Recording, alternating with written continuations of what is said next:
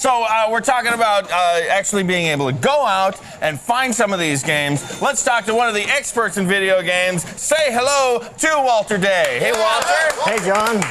Walter, Nice you know to meet you. Andy? Yeah, Andy. Now, Walter, this is all about, like, going back to the days. You are a guy who's majorly into video games, aren't you? That's right. I'm the official scorekeeper for the whole world of video game and pinball playing, and I edit the official Video Game and Pinball Book of World Records, which comes out of Fairfield, Iowa. And you, like, get high scores from people. Oh, yeah. All over the world on PlayStation, on Dreamcast, but also on the old arcade games that are now becoming collectibles, too. Let's talk about the first game we've got up here. You have owned this game, right? I've owned this. We've owned lots of games. Centipede was one of the greatest games of like 1981. It's actually the game that brought the ladies into the arcade. Women love this game. It's Women true. love this game. My wife used to love this game. A lot of people are playing this game because right now we're even offering $1,000 world prize for anybody who can break the world record on that game. No kidding. Right. Now, let's talk about how you find one of these old video games. Well, you can find them online, of course, with auctions, or you can go to any of the big city auctions that are being held across the nation in most big cities. Right. But there's a lot of different companies now that specialize in developing, renovating, and refurbishing the old games so that they're like new, and they sell them to people to have in their basement arcades. eBay, you can get them on eBay. That's right. eBay sells a lot of games that are being put there by individuals in addition to companies. So even if you live out in a small town like I used to, like we all used to at one point, you could still get online and still find a machine. That's right. And a lot of people now have Centipedes and Galagas and Pacman. Let's talk about Galaga right over here. It's a Galaga. beautiful game. Hi, Sam. Sam, you're kicking ass. Thank you, sort of. Oh my God!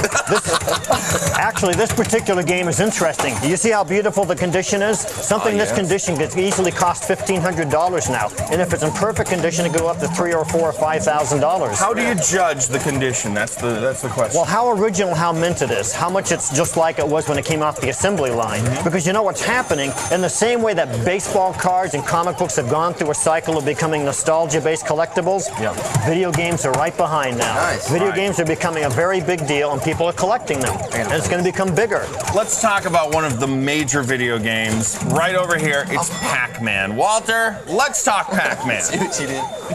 Well, Pac-Man is actually the game of the century, as declared at the recent Tokyo Game Show.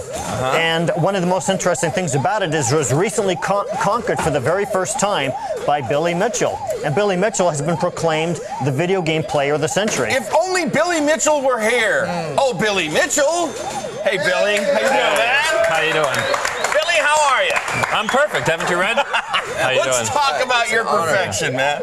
Now, Billy, what is the perfect Pac-Man game? The perfect score is 3,333,360 without a single death. You never die in this game when you're going for the perfect. Correct. If you die, it's not perfect. Now, when you get to the end, when you get to that high score, is there some big celebration, some big animation that you see? No, it's actually sad. The machines become exhausted, and it actually crashes, which is the screen I've brought you to right here now.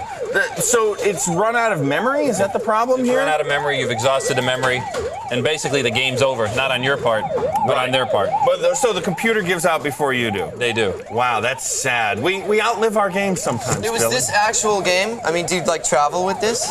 No, it wasn't. It was a game up in Weirs Beach, New Hampshire, where you're from. Can you believe it? Full circle. It's like a New Hampshire thing. It's crazy. Now, one of my favorite games of all time. You guys like this game, don't you? It's Gauntlet. Let's take a look at Gauntlet right over here.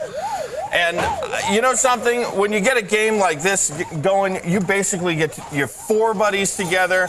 And this is a good game, right? I've got good taste in games. This is an incredible game. You have great taste in games because actually the official Book of Records recognizes Gauntlet as the last great game of the golden age of video game playing. After that, the games were of less quality. So Gauntlet is a major piece. Very collectible, and people are looking for this piece. Excellent. You know something? I know what's going to go in our spare room at my house now. Courtney, what you got over there? I found this great site. Go to arcadeclassics.com and enter the game you want, the condition you want it to be in, give them a little bit of a deposit, and they will find it for you. It's killer.